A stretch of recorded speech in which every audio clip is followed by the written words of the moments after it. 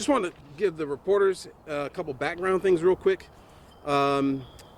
This action yesterday is a result of actually a number of things that's been going on since 2023. I don't know if Tom knows about it, but I don't know if some of you all other have covered it. But the mayor has been constantly under attack by some of the colleagues on the council. They've been stalking her at her house, telling her she can't leave town more than 12 hours without letting them know. She's been under a lot of duress and emotional strain because of this, to the point where yesterday you all saw that she thought about resigning to protect, other people that work down at the city, I guess. And so that's why you saw her being very emotional last night at the meeting, where she made an indication that she might resign in April sometime. The other background is because of all the stuff that was happening to her from her colleagues, it wound up being a court case. She got a temporary restraining order from a Superior Court judge to stop council members from basically harassing her and bullying her, really. And what ended up happening is the sides got together, they had a settlement agreement that the court then, of course, approved, which said that the council members would no longer be obstructing her in her role as mayor and making actions that would be in the way of her doing her job as the mayor of the city. Because as the mayor, she is the chief executive. Okay, chief executive. So that's kind of the background why you saw the actions you saw yesterday, and I'm going to let the mayor come on up. She's got a statement she's going to read to you all, and then she's going to take a few questions. And again, if you need reporters, if you need any walking shots, there's plenty of street here. We can do that. And if you have any questions more about any of the legal stuff that I gave you in your packages, it explains why they can't have a meeting tomorrow under the city charter law. There was no 48-hour notice of this special meeting, so they can't really have the meeting. And according to Georgia law, the stuff I've given you, unless she resigned on paper or whatever and they accepted it, it's not effective. And so all that's in the information that you got that was emailed if you need anything else. But I'm going to step aside and let the mayor come up, and then I got to get behind my camera, so give me a second before you start. And thank you for coming out, guys. Hey, officer, how you doing?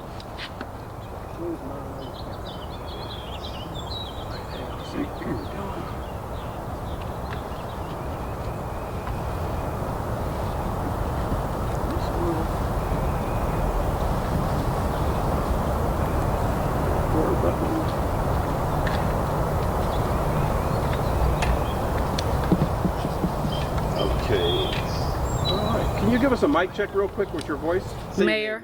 Mayor Sartor, Mayor Donya L. Sartor, City of Jonesboro. Can you spell your name for us first and last slowly? D-O-N-Y-A, Sartor, S-A-R-T-O-R.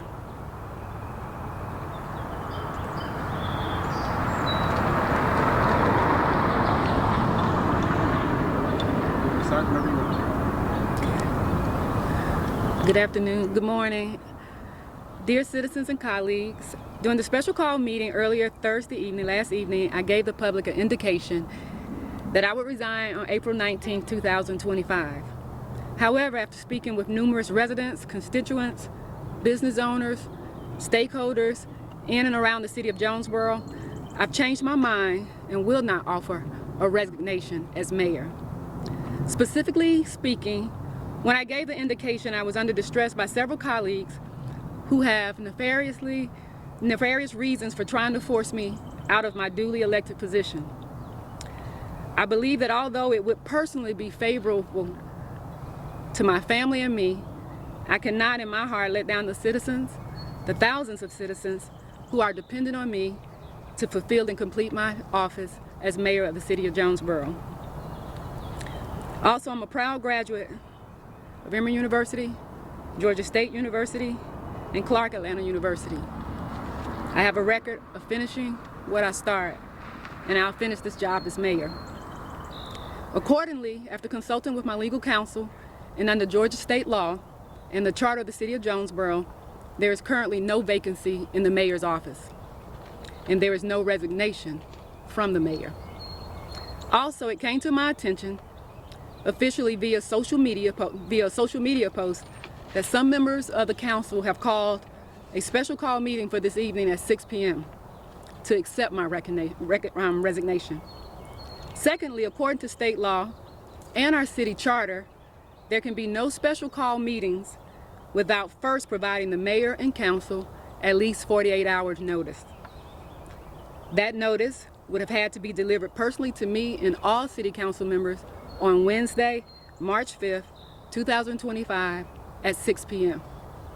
Therefore, I will not be attending an unlawful meeting this evening. And therefore, there can be no lawful meeting of the council this evening to accept a resignation that simply does not exist and has not been tendered. Thank you. Mayor, first of all, can we not mince words? You keep using the word "I indicated I was." You resigned, and you gave an effective date. That was a resignation, wasn't it? Right now, we're calling it an indication. I am still the existing mayor for the city of Jonesboro. Currently, there is no resignation that has been appropriately tendered to the council. What was the pressure you were getting from some of your colleagues you mentioned? We can call it pressure, but you can also, the battle has been very public. You all have followed me, Tom, I know you have, for this entire journey. From being asked to tell my whereabouts when I leave the city limits of Jonesboro for more than 24 hours. Not only that I'm gone for more than 24 hours, but where I am for more than 24 hours. For sitting in a council meeting with a council member sitting next to me saying, for the record, that he stalks my house, and when I'm out of town, he pays someone to stalk my house. You've most recently seen them rescind my health benefits. You've also seen the legal battle that we had by unjustly having interrogation or investigation in regard to unfounded claims that I had a gun. So when you talk about pressure that's mounting up, yeah, there was a 2-hour executive session prior to this decision, but it's been almost 18 months of constant harassing of this current position that I've been in, a constant attack of the powers that were bestowed upon me by a charter established in 1859 with the state of Georgia, that I simply just want to be able to do what I am lawfully elected to do. For the record, there has never been any allegation that has been proven to be true in regard to abuse of any power that I have been bestowed upon me by virtue of this position. You brought up that forensic audit. That kind of muddled the waters a little bit because it almost applied some thought process that you might have been accused of some wrongdoing, even though you said you weren't. Let's be clear on that. I'm going to unmuddy the water right now. You all should all be familiar with forensic audit. A forensic audit requires, under normal circumstances, clear allegation of inappropriate action as it relates to monetary gain or monetary events of the city. I have asked the council on the dais, for the record, on 3 different council meetings, what are the allegations? What are you implying? And they have yet to give one. When we put out an RFP, it was a broad RFP for the forensic auditors to come in. If I can be personal and honest, it's another waste of taxpayers' money that will come up that shows no wrongdoing on my part, and that's what I clearly stated, that I want to be here. And now I'll be here not only for that, the results of that forensic audit, but I'll be here to the conclusion of my term. Ms. Mayor, you said it's important that your tenure concludes with the findings of no wrongdoing or mismanagement of funds yesterday.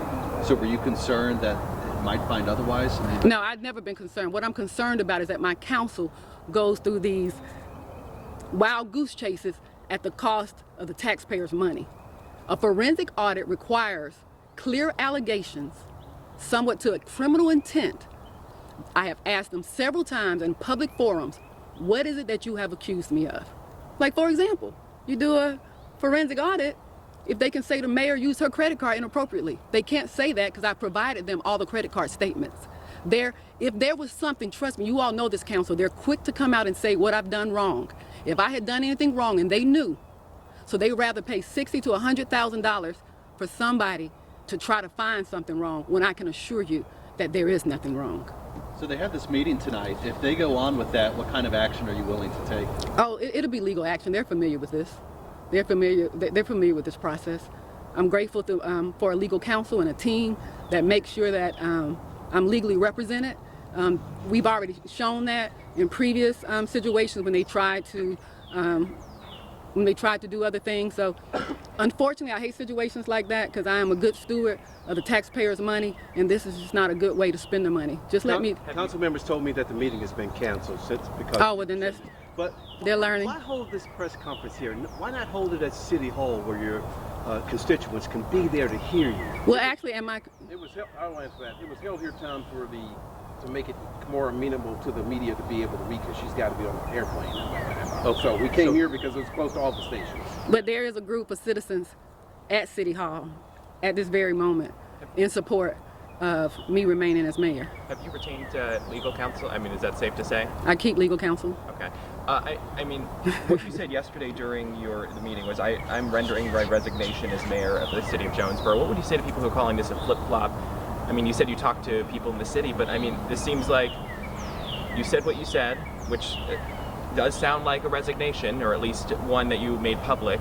Talked to people after, and then we're like, oh no, I made a mistake, and they're calling this a flip-flop. What would you say to those people? I think the biggest mistake was council not accepting that resignation on yesterday and allowing time for me to hear from my citizens and realizing who I really truly represent, and their voice matters. They came out in 2 elections in less than a year.